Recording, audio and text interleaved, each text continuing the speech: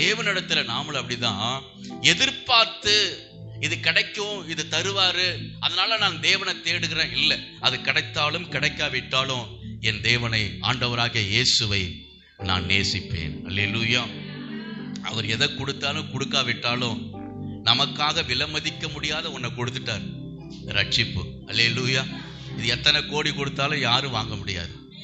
அந்த ரட்சிப்பு தந்திருக்கிறார், நமக்காக உபத்திரவப்பட்டு இருக்கிறார், பாடுகளை அனுபவித்திருக்கிறார். அந்த இரத்தத்துக்காக, நமக்காக சிந்தப்பட்ட இரத்தத்துக்காக நம் வாழ்நாள் முழுவதும் அவரை நேசிக்க வேண்டும், அவரிடத்தில் அன்பு செலுத்த வேண்டும். அல்லேலூயா.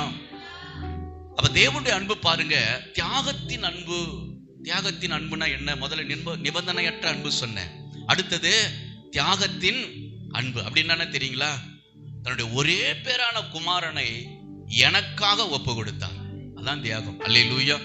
நான் நீதிமானா இருக்கும் போது எனக்காக அவர் ஒப்பு கொடுக்கல. நான் பரிசுத்தமா வாழுகிறேன், அதனால இயேசுவை எனக்காக அவர் ஒப்பு கொடுக்கல.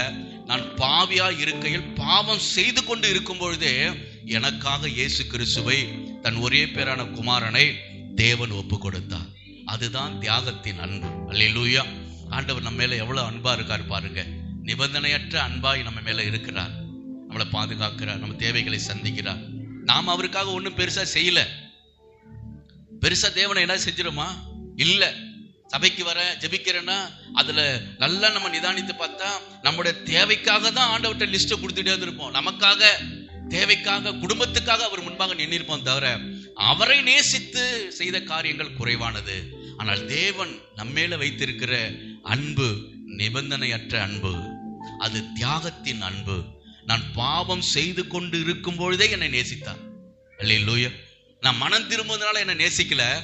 நான் பாவியா இருக்கையில், பாவம் செய்து கொண்டு இருக்கையிலே இயேசுவை எனக்காக ஒப்பு கொடுத்து அவர் என்னை நேசித்தார். அல்லேலூயா.